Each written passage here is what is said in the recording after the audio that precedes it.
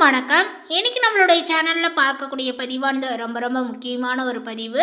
இன்னைக்கு நம்ம எதை பத்தி பார்க்க இருக்கோம் அப்படின்னா, இந்த 2024ஆம் ஆண்டினுடைய கடைசி பௌர்ணமியாக பார்த்தீங்கன்னா டிசம்பர் 15ஆம் தேதி என்று நிகழ இருக்கிறது. இந்த பௌர்ணமிக்கு பிறகு பார்த்தீங்கன்னா மிதுன ராசி நேயர்களுடைய வாழ்க்கையில பலவித மாற்றங்களானது ஏற்படுதுங்க. அந்த ஒரு மாற்றங்களானது பார்த்தீங்கன்னா மிதுன ராசிக்காரர்களுக்கு பிடித்த மாதிரி அவர்களுடைய தலையெழுத்தை மாற்றி அமைத்துக் கொள்ள போகின்றார்களா, இல்லை வேறு ஏதாவது பார்த்தீங்கன்னா பிரச்சனைகளை சந்திக்கக்கூடியதாக இருக்க போகின்றதா அப்படிங்கிறது குறித்து தான் இப்போ இந்த பதிவில் நம்ம பார்க்க இருக்கோம். பதிவை தொடர்ந்து பாருங்க. இந்த வீடியோவை மிதுன ராசி நேயர்கள் பார்த்துட்டு இருந்தீங்க அப்படின்னா இந்த வீடியோக்கு ஒரு லைக் கொடுத்துருங்க. அப்படியே நம்மளுடைய சேனலை இன்னும் சப்ஸ்கிரைப் பண்ணாமல் இருந்தீங்க அப்படின்னாலும் முதல்ல சப்ஸ்கிரைப் பண்ணிவிடுங்க. அப்படியே கூட இருக்க அந்த பெல் ஐக்கானே பார்த்தீங்கன்னா கிளிக் பண்ணி வச்சுக்கோங்க. அப்போ தான் நம்மளுடைய சேனலில் கொடுக்கக்கூடிய அனைத்து தகவலுமே உங்களுக்கு நோட்டிஃபிகேஷனாக வரும். அதையும் நீங்கள் பார்த்து பயனடையலாம்.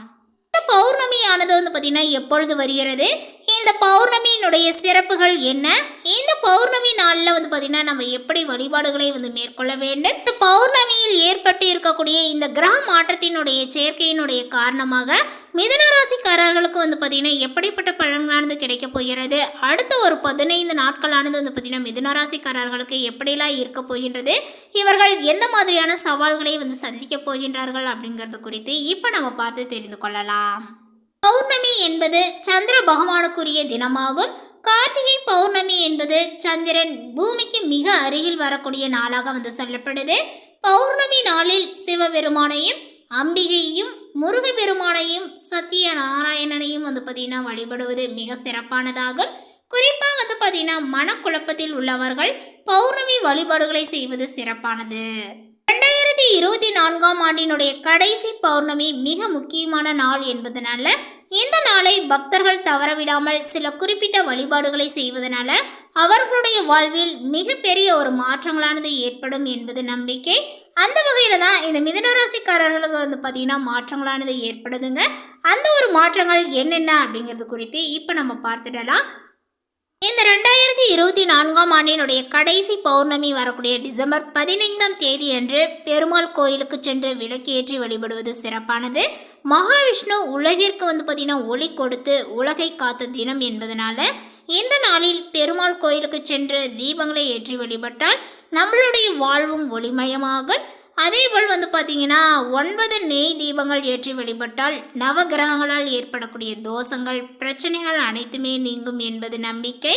பௌர்ணமி என்பதனால இந்த நாளில் வீட்டில் சத்தியநாராயண பூஜைகளை செய்து வழிபட்டால் ஓராண்டு முழுவதுமே சத்தியநாராயண பூஜைகளை செய்த பலன்களும் கிடைக்கும். பௌர்ணமி நாளில் மிதுன ராசிக்காரர்கள் பார்த்தீங்கன்னா ஆலயங்களுக்கு சென்று இந்த மாதிரி தீபங்களை ஏற்றி வழிபாடுகளை செய்துக்கோங்க. உங்களுக்கு ஏற்படக்கூடிய அனைத்து விதமான பிரச்சனைகளும் தீரும் அப்படின்னு சொல்லலாங்க. அதேபோல் தொடர்ந்து இந்த பௌர்ணமிக்கு பிறகு உங்களுக்கு எந்த மாதிரியான ஒரு பலன்கள் கிடைக்க போகுது அப்படிங்கிறது குறித்து இப்போ நம்ம பார்த்துடலாம். இந்த காலகட்டத்தில் உங்களுடைய கிரக நிலைகளை ஆராய்ந்து பார்க்கும் பொழுது இந்த காலகட்டத்தில் உங்களுடைய ராசிநாதன் புதன் பார்த்தீங்கன்னா 6ஆம் இடத்தில் சஞ்சரிக்கிறார். மறைந்த புதனால நிறைந்த தன லாபங்களானது உண்டுங்க. அதே போல் பார்த்தீங்கன்னா சூரியனோடு இணைந்து புதன் சஞ்சரிப்பதனாலும் குருவினுடைய பார்வைகள் உங்களுடைய ராசிநாதன் மீது பதிவதனாலும் நல்ல காரியங்கள் பலவுமே பார்த்தீங்கன்னா இல்லத்தில் நடைபெறும். பணவரவானது திருப்திகரமாகவே இருக்கும் அப்படின்னு சொல்லலாங்க. திருமணம் போன்ற சுப காரியங்கள் உங்களுடைய இல்லத்திலே நடைபெறும். மேலுமே உங்களுடைய ராசிக்கு 7, 10 ஆகிய இடங்களுக்கு பார்த்தீங்கன்னா அதிபதியானவர் குரு பகவான். அவர் வக்ரம் பெறுவது நன்மைதான். சுப செய்திகளானது வந்த வண்ணமாகவே இருக்கும். துணிந்து எடுத்த முடிவுகளில் வெற்றியும் கிடைக்கும். தொழில் ரீதியாக நீண்ட நாட்களாக செயல்படுத்த முடியாத சில திட்டங்களை இப்பொழுது நீங்கள் செயல்படுத்துவீர்கள்.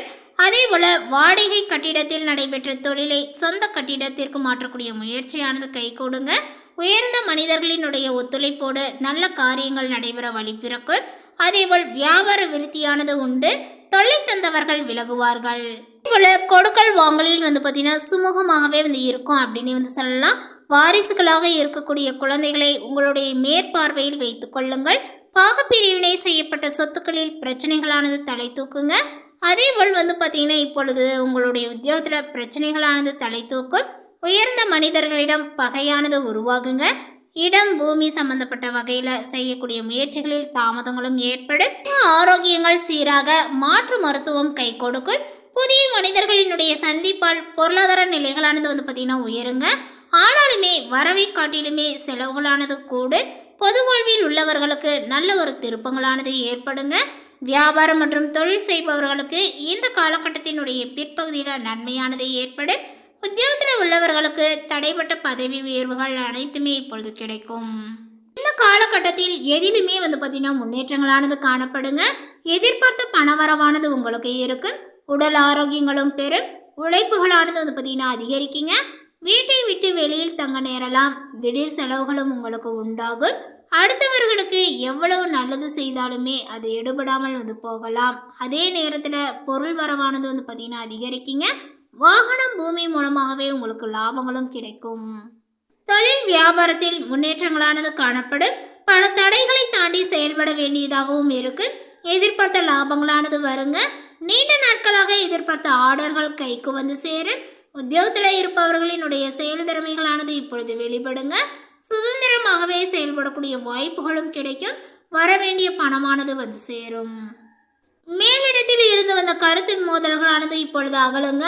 அதேபோல் குடும்பத்தில் இருந்த பிரச்சனையானது குறையும்.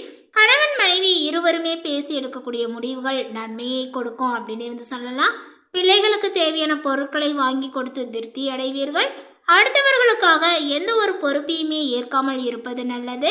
நண்பர்கள் உறவினர்களிடம் இருந்து வந்த பிரச்சனைகளானது அகலும். பெண்கள் வழக்கத்தை விட கூடுதலாக உழைக்க வேண்டியும் இருக்குங்க. பொருள் வரமானது உங்களுக்கு கூடும். பயணங்கள் செல்ல நேரலாம். கலைத்துறையினருக்கு கிடைத்த வாய்ப்பை தவறவிடாமல் சாதகமாக பயன்படுத்தி கொள்ள வேண்டியது அவசியமாகிறது. பயணங்கள் செல்ல நேரிடலாங்க. மன திருப்தியுடன் நீங்கள் செயலாற்றுவீர்கள். புத்தி சாதுரியங்கள் மூலமாகவே காரிய வெற்றியானது கிடைக்கும். கொடுத்த வாக்கை நிறைவேற்றுவதன் மூலமாக மற்றவர்களிடம் மதிப்பானது கூடுங்க. அரசியல் துறையினருக்கு பாராட்டானது கிடைக்கும். மனக்கவலைகளானது உங்களுக்கு ஏற்படுங்க. உடல் சோர்வுகளானது உங்களுக்கு உண்டாகும். ஆன்மீக நாட்டங்களும் மன தைரியங்களும் உங்களுக்கு உற்சாகத்தை கொடுக்கும் அப்படின்னு சொல்லலாம். தொழில் முன்னேற்றங்களுக்கான புதிய திட்டங்களை நீங்கள் தீட்டுவீர்கள். புதிய வாய்ப்புகள் கிடைக்கக்கூடிய ஒரு சூழ்நிலையானது காணப்படும். மாணவர்களுக்கு கல்வியில் வெற்றி பெற தடைகளை தாண்டி படிக்க வேண்டியதாகவும் இருக்கு. பெரியோரினுடைய ஆலோசனைப்படி பார்த்தீங்கன்னா செயல்படுவது நல்லது.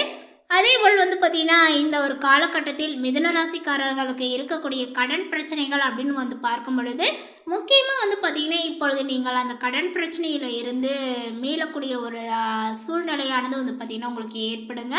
இப்பொழுது கொஞ்சம் கொஞ்சமாகவே உங்களுடைய கடன் சுமையானதும் குறைஞ்சிருக்கும். மேலும் இந்த காலகட்டத்திற்கு மேலே பார்த்தீங்கன்னா முழுமையாகவே உங்களுடைய கடன் பிரச்சனைகளானது முடிவிற்கு வரப்போகிறது. அடுத்ததாக பார்த்தீங்கன்னா இந்த மிதுன ராசியில் உள்ள மிருகசீரிஷம் நட்சத்திரத்தை சார்ந்தவர்களுக்கு இந்த காலகட்டத்தில் குடும்பத்தில் பிள்ளைகளால் பெருமையானது உண்டாகும். அவர்களுடைய நலனுக்காக நீங்கள் பாடுபடுவீர்கள். கணவன் மனைவிக்கிடையே பார்த்தீங்கன்னா நெருக்கங்களானது உண்டாகும். சகோதரர்களினுடைய நலனில் அக்கறையும் காட்டுவீர்கள். மனதில் துணிச்சலானது பார்த்தீங்கன்னா ஏற்படுங்க. கடன்களானது உங்களுடைய கட்டுக்குள் இருக்கும். மிதுன ராசியில் உள்ள திருவாதிரை நட்சத்திரத்தை சார்ந்தவர்களுக்கு பார்த்தீங்கன்னா இந்த காலகட்டத்தில் முக்கியமான வேலைகளில் ஒரு தாமதங்களானது உங்களுக்கு உண்டாகுங்க.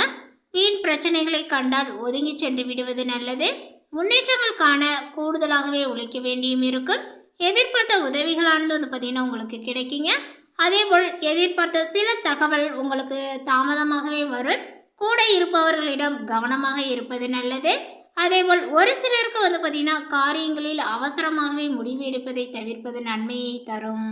அடுத்ததாக பார்த்தீங்கன்னா புனர்பூசம் நட்சத்திரத்தை சார்ந்தவர்களுக்கு இந்த காலகட்டத்தில் புதிய ஆர்டர்களினுடைய விஷயமாக தொழில் வியாபாரத்தில் ஈடுபட்டு இருப்பவர்கள் வெளியூர் செல்ல நேரிடுங்க.